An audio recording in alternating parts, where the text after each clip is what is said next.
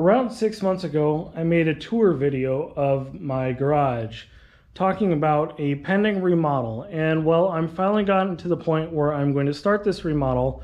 And since I've had plenty of time to think about what I'm going to change, I figured I'd go over that before I make these changes. Now, if you're looking for a video that is going to detail how I did this, this isn't the right video for you. What I'm going to do is I'm going to show you a before video detailing what I have in my garage, and then I'm going to go ahead and do the remodel and then review after I've made the changes so you can better understand what I've done and why. So starting over in this corner here, one thing I found in the midst of working in this area is getting into that corner is kind of difficult. So I'm actually going to build a corner cabinet.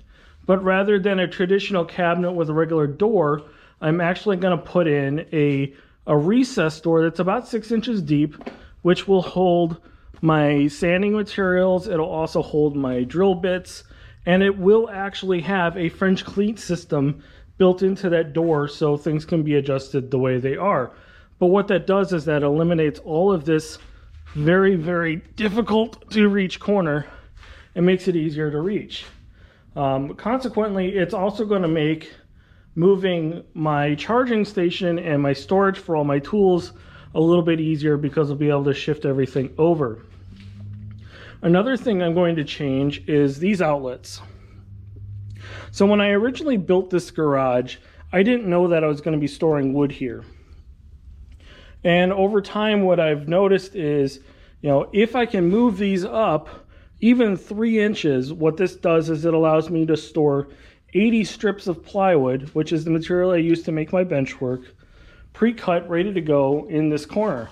So it's 8 foot long and it fits nice and tidy.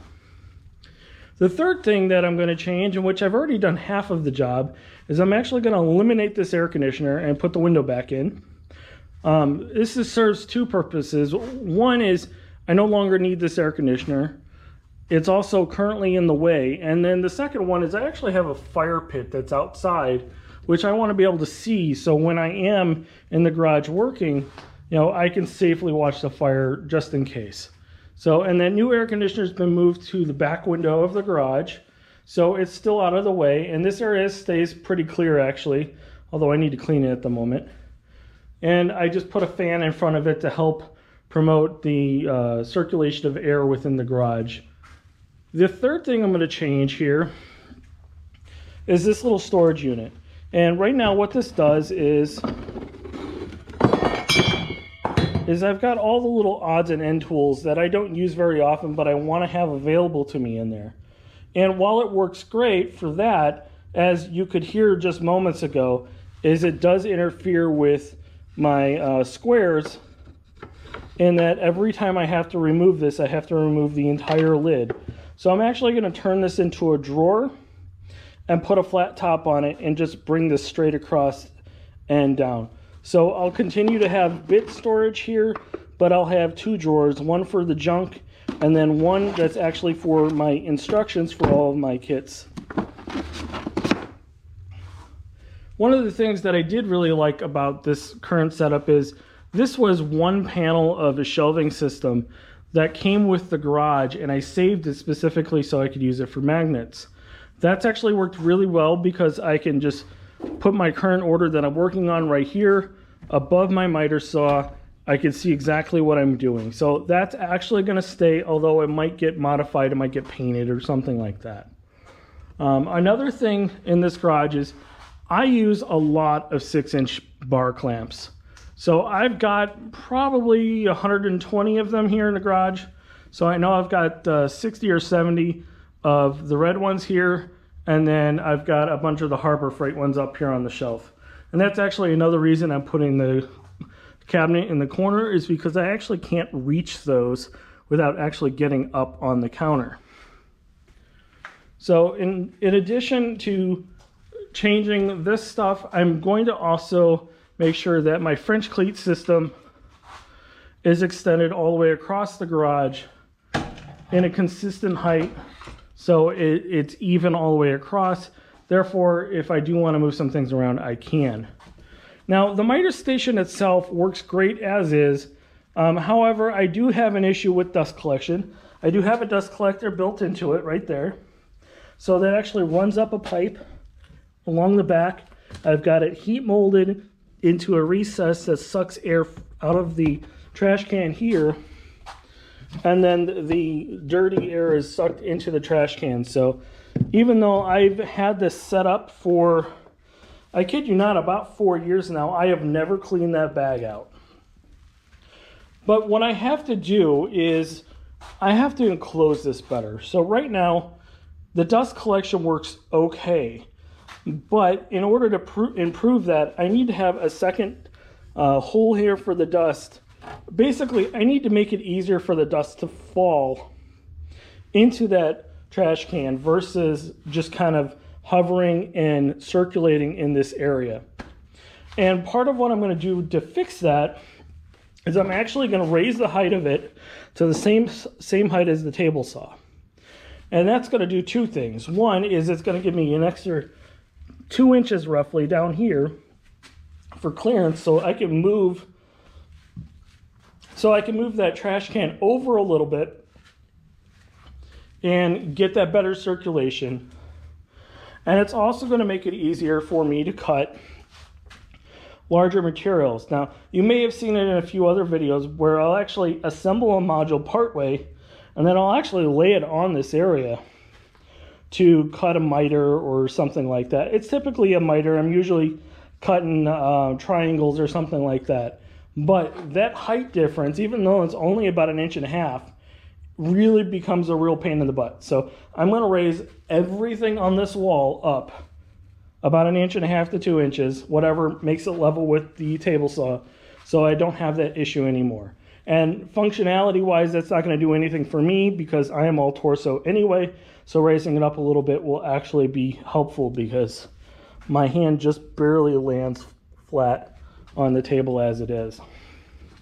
So over on this side, what I've decided is I really like this drawer system. It works great. It's nice and simple. So when I made it, it's literally just, it's 3/4 inch plywood with some 1/2 inch pieces that are just glued and nailed onto the side of it, used as shelf rails, and then the shelf itself just slides on top of it. And I can exchange these 3 drawers in whatever order I want to. So I'm going to keep that, but with everything getting bumped up a little bit, I'm actually going to replace this top here, and I'm going to extend it all the way to the end of my table here, and I'm going to put another drawer bank here. Now, the drawer bank on this side is actually going to be for my camera equipment, which is currently in that plastic bin. But what it's going to do is it's going to clear out this area of junk, and it's going to eliminate a spot for me to store stuff on a flat surface. And I have a really bad habit with flat surfaces. If it's flat, I'll find something to put on it. So I'm going to go to mostly drawers and doors as much as I possibly can. Another thing I have done is, this was my old screw and bolt and other things storage system, and I actually upgraded to larger drawers. So I can actually divide the drawers in 2. So this used to be 2 separate drawers in the smaller system, but now that it's the larger one, I can put 2 in the same thing. And in some cases, you can actually do 3. So I have an excess of 5/16 drill bits, for example. I got them for a really good deal a couple years ago. So whenever one gets dull, I just throw it out and grab another one. So what I'm going to do is I'm going to keep this guy, but the reason why I haven't thrown this out yet is I'm actually going to keep these drawers and I'm going to repurpose them. So when I extend this all the way over and add these drawers here, I'm actually going to take these little plastic guys and I'm going to line the top of this here with those drawers. So I can further sort out things like, you know, the little bits, you know, Forstner bits, stuff like that. Have some additional storage for the little stuff that I don't use every day, but I want to have on hand. So over here, I have a dry erase board, which goes from about 4 feet off the floor all the way to the ceiling. Now, I am going to keep the dry erase board, but what I've noticed is, you know, I don't use the last 18 inches of the dry erase board because I just can't reach it. So what I'm going to do is I'm probably going to put some sort of a storage bin up here in that last 18 inches by 4 feet or whatever, on a French cleat, of course. And I'm actually going to put my excess paint and other things that don't readily fit in my currently existing paint and finishes storage area. So that'll give me a little more room for things I use a little more often, like tape and zip ties and other things like that. And it'll also eliminate another set of flat storage areas and allow me to turn this into drawers or something like that. So down here on the floor, these are existing drawers, and they work great for the way they were designed, but they have a fatal flaw. So even though they work great, I've got lots of vertical storage. It's a full 24 inches of being able to pull it in and out. So these are actually large kitty litter boxes. The problem is they roll on the floor, and if you notice, my floor actually isn't the cleanest right now, and that sometimes makes it difficult for these drawers to pull out. So what I'm going to do is I'm actually going to split these drawers in half. I'm going to raise them up about 4 inches, which works out. So when I raise everything else to 2 inches, I'm really only losing 2 inches of storage space in these drawers. So I'll put the long-term storage stuff, the stuff I don't use very often. For example, I've got this entire bottom bin here is just 1/4 inch bolts that I include with my kits. And I access it about once every 3 months. So while I do need access to it, I don't need access to it often. So I'm going to put that in a lower drawer there. And I've actually already purchased the slides for this. And I'm going to do the same thing on the other side. This over here, this is an interesting situation because the dust collector actually fits up underneath the shelf, and the only way to get the dust collector out is to remove the shelf. So I'm actually probably not going to do a whole lot in this area, if anything. Here's those drawer slides, by the way. But I am going to try and enclose this somewhat. Basically what I'm trying to do is I'm trying to eliminate the dust getting underneath everything. So example over on this side as well, I'm going to add doors or drawers or something. I'm going to turn this into more traditional cabinetry down on this side specifically so I can get rid of the problem. So I can get rid of the problem of the sawdust getting up and underneath everything. So as you realize, I drill a lot of holes over here and all that falls on the floor, but in the bits that's standing here, it gets kicked underneath, and I want to eliminate that, which makes it quicker and easier to clean up a garage. So the only other thing I'm going to do over in this area is I'm actually going to make a pull-out drawer specifically for underneath my Craig machine, just for all of the wood chips that it creates. Now I've got a trash can under there right now, and it works pretty good. I've got a little slide system just built underneath the table, so everything falls straight into the trash can. And then I've actually glued a piece of Lex on the side of it so I can tell when it needs to be cleaned out. Works pretty good, but I would like to make something a little bigger so I don't have to clean it out as often. Now on the table saw side of things, the table saw works great. Now I've made a few modifications. I made some table saw blade storage over here, and I've got a couple other little things. I made a hook here that holds my wrenches, and I've got a little shelf that sticks out that holds my 1, 2, 3 blocks. Now those 1, 2, 3 blocks are actually custom. That all the key dimensions I need for building my bench work is in those aluminum blocks. And if you do build something quite often, I do recommend making a set of those. It just makes it infinitely faster to set things up. I've also got a little shelf over here that stores tools. Works great, no need to really make any changes. One thing I will be doing is I'm actually going to move this hook over a little bit. The other thing I'm going to do is I'm going to install a fence system that attaches to the bottom of this fence that's made by Woodpeckers. It's actually pretty affordable at about $250. but it will also provide me some repeatability for other projects as well as what I'm currently working on.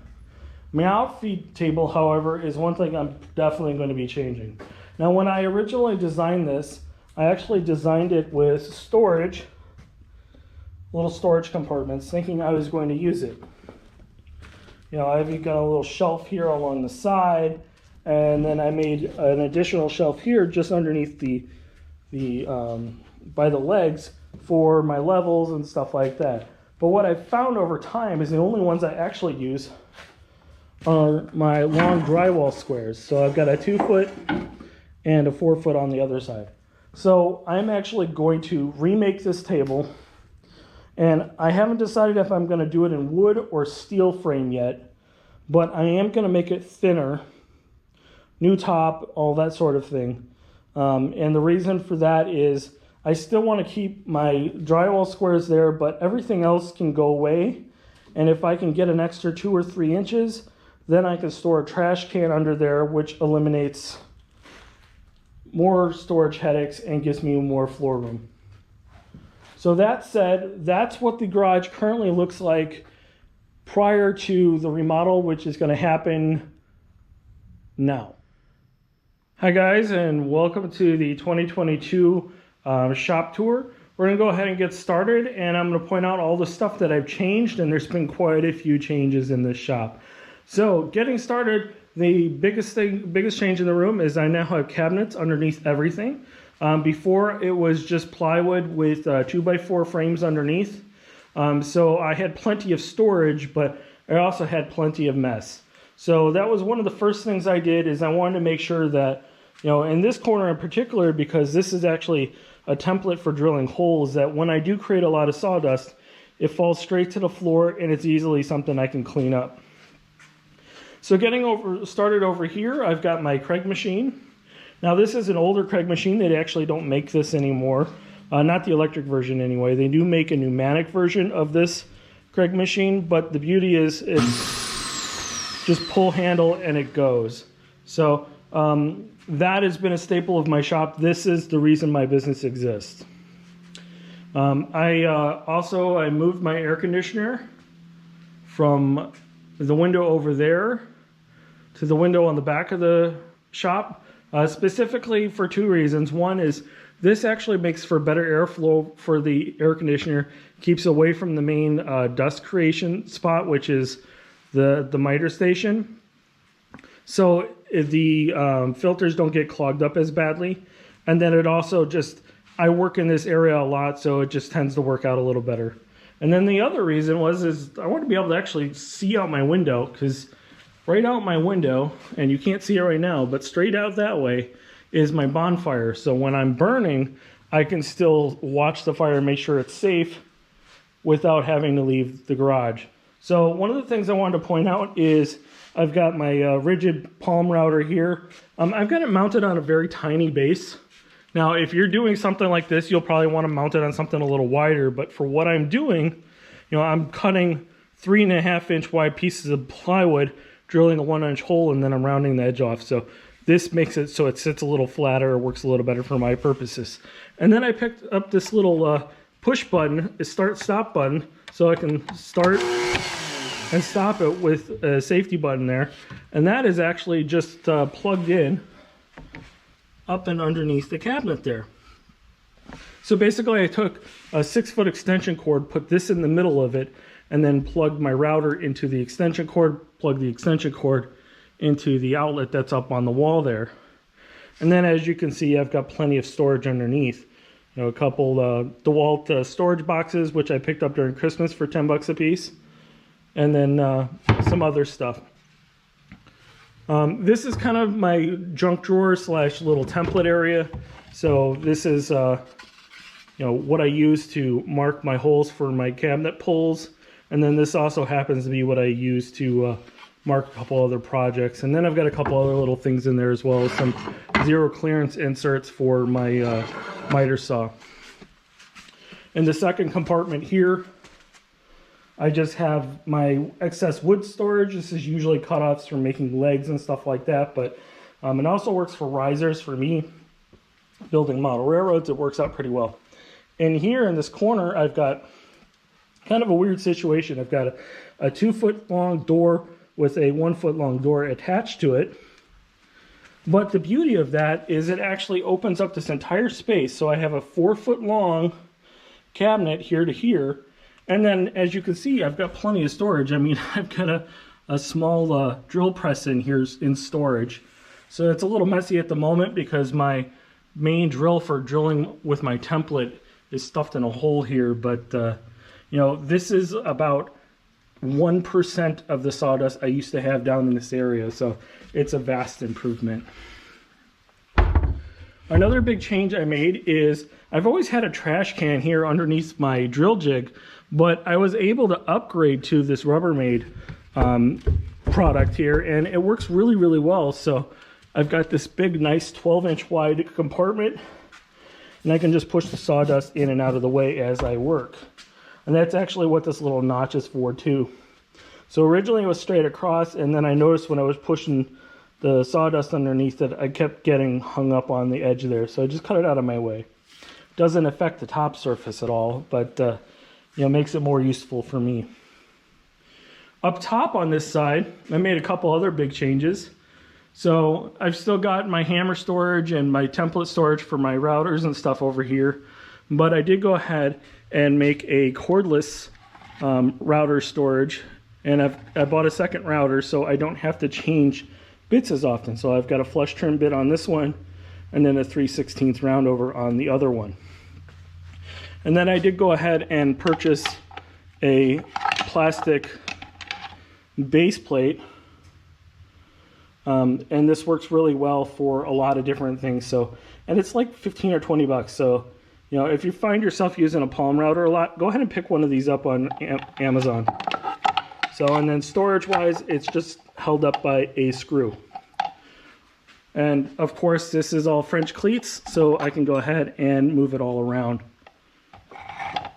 I also added a TV, and this has been both a blessing and a curse. So, you know, a blessing because if I need a tip or a trick, I can pull up YouTube real quick, but also a curse because, well, I can bring up YouTube real quick, so I get distracted watching shows. So I've also got more cordless tools here, and you'll notice that I'm all rigid. These same templates and ideas will work for Ryobi, they'll work for DeWalt. So ignore the color of the tool, just pay attention to the idea. So these little tools here, these little cutoff wheels, these are fantastic. So I like them so much, I've got 2 of them. And the second one is actually modified into a finger sander, and I picked up the finger sander modification kit on eBay. There's a guy that makes the kit for $55, and then you just pick up the finger sander itself, which is originally an air tool from Harbor Freight, for about 25 bucks. So it costs a couple dollars to make that, but oh boy, does it come in handy. So, and then obviously I got the shelf here for my belt sander. I installed a charger under here, which I've never had over in this area before. And then I've actually got some mounts for my batteries and tools and all that to keep everything mounted. And I'll talk about those momentarily later in the video. So the biggest changes over here is actually going to be this corner cabinet. So, you know, this is, I've got a far inset here for all my drill bits for my template. You wouldn't believe how many of these I go through.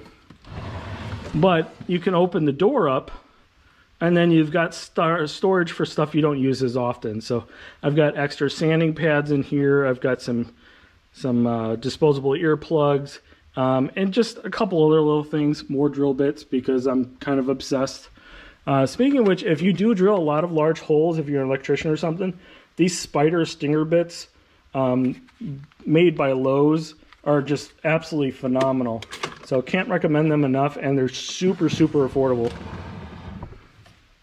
So, and up top I've got my little electric planer there, and then I've got clamps for days. But wait, there's more. So yeah, I've got a lot of clamps, a lot of 6-inch clamps. I do a lot of curved lamination work, which looks like this.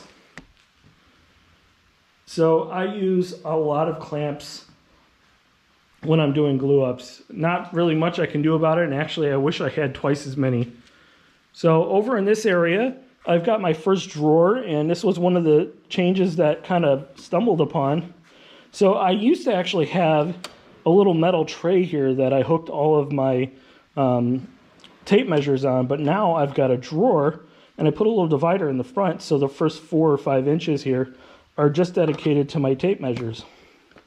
Now, one thing I will do personally when I buy tape measures is, buy tape measures, is I don't buy one. I buy 4, 5, 6, 7, 8, all at the same time. And the reason for that is because they wear evenly then. They're all going to measure out the same. I can test them all at the same time, make sure they're all the same measurement. So I can just end up leaving tape measures all around the shop, which is a really bad habit of mine. So under here, I've got more storage. I've got those black and yellow storage containers that Home Depot sells, and more other things. This is actually a 90 degree template for my miter saw. So I can actually screw this to the back of the saw, and then I can cut sharp angles on my wood pieces. But, you know, it goes down here and goes into storage and just disappears. And then I've got more of the same down here in this drawer area. So up here, this is actually something I've had for a while, but it works out really well. So I've got my speed squares. I've got 3 different sizes. I got a little 3-inch woodpecker one, the regular 5.5, 6-inch one, and then a 12-inch. I've got some immediate storage here for things that I like to have on hand, like little measuring helpers and stuff like that. So instead of subtracting, you know, 2 pieces of plywood from, you know, a 4-foot piece, I'll just use this blue block here instead, still measure it as 4 feet, and then cut it. It saves me a bunch of time. So I've got a little block here, which has got some number 2 square drive bits. And then underneath here, I've actually got storage for things that I don't use very often, but I want to make sure that I have them on hand. So that's kind of my junk drawer for the whole area. I put in a dry erase board here up above the miter saw, and that works out really well. So when I'm making a cut list, I can go ahead and put those up there. Makes it easier. And then I can also keep track of, you know, books I want to listen to, an audiobook and stuff like that. So the most significant change in the shop here, other than the cabinets obviously, is going to be the fact that I put a dust shroud around my miter saw. And your initial thoughts are going to be, well, dude, you can't turn it. You know, it goes straight down, no problem.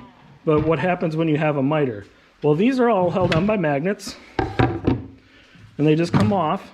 So these are still actually prototype, but the beauty of it is I can go ahead and then I can change the size and go to different angles as I need to. And then I've got a little 4-inch hole down there that goes to my dust collector, which is wired in here. And then something unique you'll notice is it's actually mounted to my cabinet. Hopefully you can see that pretty well. But I've got a 45 that comes down from the saw into a 90 that goes straight into the fan, and then that goes straight into the bag.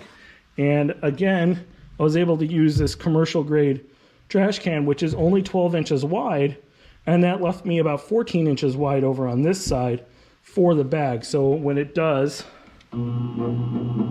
fill up with air, you know, there's plenty of room for it. So, and then I'll go ahead and show you what that looks like on the other side. So I've got the motor sticking through, and then it's just mounted with bolts through the normal bolt holes that actually mount the backside plate to the impeller housing.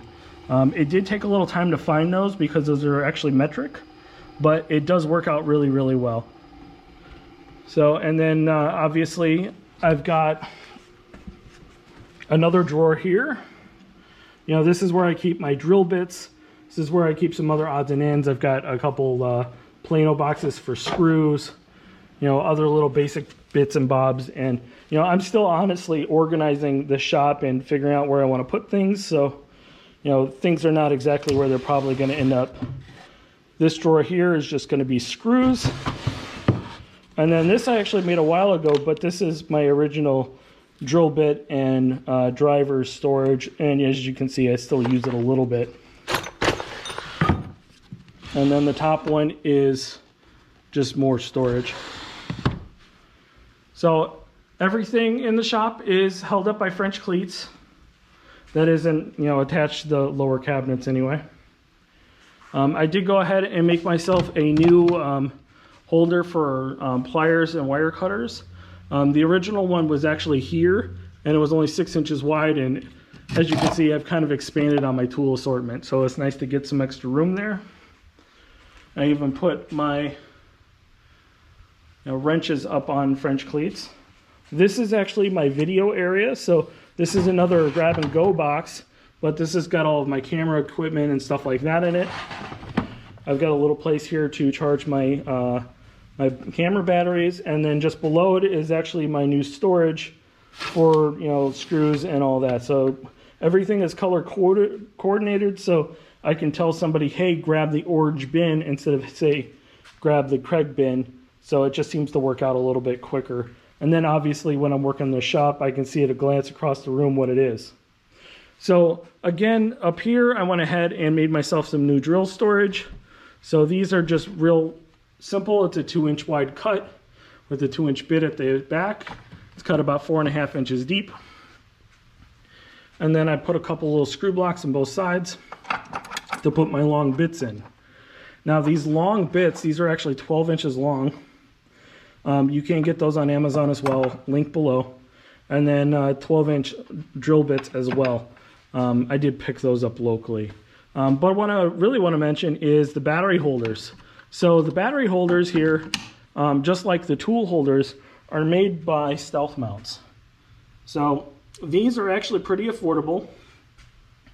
The battery mounts come in a pack of 6 for 20 bucks, and then the tool mounts, which are these guys, which allow you to mount your tools vertically and whatnot, those come in a pack of 4 for $20. So really quite affordable. They are injection molded, so they're not, you know, they're not 3D printed or anything like that, so they hold up very well.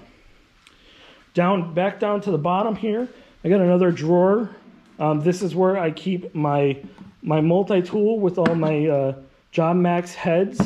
I wish they still made this tool because it's really fantastic. It's heavy, but it works great. More screw storage. This is also where I keep my, oh crap, I broke it, I need to fix it quick stuff, otherwise known as CA glue. And then down here, I've got my larger tools. So I've got my 1/2-inch router, which actually sits on a wood block, so I can leave the bit on it. I've got my jigsaw here that's actually mounted to the back side of the cabinet drawer. I've got my Big Daddy chisel, and then also my glue roller. And this glue roller has actually been a lifesaver. I found this via another YouTube channel, but basically what this does is you put glue in the top, and then you can just roll it along, and it automatically applies glue in a strip. Now, I actually just used it, that's why it's wet, but you know, it works really, really, really well. So, and then actually here, the little chisels, those are still on a French cleat, but because this is only a 1/2-inch wide drawer box, I'm actually able to use the side of the drawer box for the French cleats. And then these bottom 2 drawers, I'm not going to pull them out because they're stupid heavy. Those are both my bulk screws for my Craig screws and stuff like that. And then the last thing I added here was a refrigerator. So I keep water, root beer, and a couple other things on there. And then all of my favorite YouTube channels and stuff get a sticker that's on there. So going to the side of the tools, I've got more sticker space. And then I've got this jumbled mess over here. Now, I did do a little bit of work. I did go ahead and build myself a divider for my paint. But otherwise, this area is actually probably going to get redone again. I also have another small dry erase board here. I did go ahead and add myself a clock that also has temperature gauge. And I've got my air conditioning turned off for you guys right now, so I hope you appreciate that. And then I also ordered this from Uline. This is actually paper towels, so it's just disposable paper. But the beauty of it is, you know, it's just grab and go. So I don't have to worry about hiding it or trying to find things. It's just there. And it was super cheap. So I think the holder itself was like 20 bucks. And then the 4 rolls of paper was another 30 or something. So not too horrible. Obviously, I keep my plywood storage over here on the front wall. It's just about wide enough. I usually keep 20 to 25 sheets on hand at all times. So I just restocked again. So this is pretty much full stock, minus about 5 sheets probably. And then I've got more hardware storage down here and more grab and go boxes and tools that I don't use very often. And then stuff to pack orders. So I got bags and screws and that sort of thing. I also have my jigs for cutting things for my table saw up here for the moment. And then inside here, another 6-inch deep door. I've got paint supplies, you know, caulk guns, that kind of thing. So nothing quite fancy, but does the job, and it keeps everything out of the dust, which is important in this shop. Another big change I've made in the shop, and I just completed this actually, was I replaced my outfeed table. So there will be a separate video on this, but very quickly I went from a 6-inch deep outfeed table to one that's 3.5 inches deep, which simplified it a little bit. It also flattened it out, and it allowed me to put a trash can underneath it again, which I had no idea how much I would miss that until I built that previous outfeed table, and it drove me absolutely nuts for 2 years. So one of the things I added is I added a little shelf over here so I can store a sander and a drill while I'm using it. And then I actually got a little extension cord here. I've got this on Amazon as well for about $15, I think it was. And this actually runs over to the other side of the table saw and plugs in to the main control center there. And that actually works out really, really well because I can charge my phone there because this is the primary side that I work from. The last thing I should probably point out, at least on the saw area here, is I actually built myself a blade storage holder here. And, you know, I'm no stranger to modifying tools, so I just drilled a couple holes in the side of my saw stop and bolted it straight into the box. And what that does is that keeps it from vibrating. Now, the very last thing I did want to discuss and mention that I did to this shop is I actually changed the lighting. So the lighting in the shop used to go this way. It used to be 4-foot C8s bulbs, and I went to 8-foot long sticks that actually follow the joists. Now you'll notice it's very, very bright in here, and the purpose for that is because I filmed videos in here. So if you weren't filming videos, you could get away with about half the lighting that I have in here, and I can actually show you that. Because when I'm not filming, I don't have them on. So I've got a little remote battery thing here. There's a little thing that's plugged in up there, and I can turn off half those lights. So this is the little remote receiver. Again, another little thing I picked up on Amazon. I think it was 25 bucks for the kit, and it will control 5 devices at 15 amps. But that turns off about half the lights and it gets a little dimmer in here. It's a little more realistic for your eyes. So anyway, that is the 2022 tour. I hope you appreciate it. Let me know if you have questions or comments. I do quite enjoy answering those. And obviously, you know, anything I can do to help you make your shop better is a good thing in my book. So with that said, thanks for watching, and we'll see you on the next one.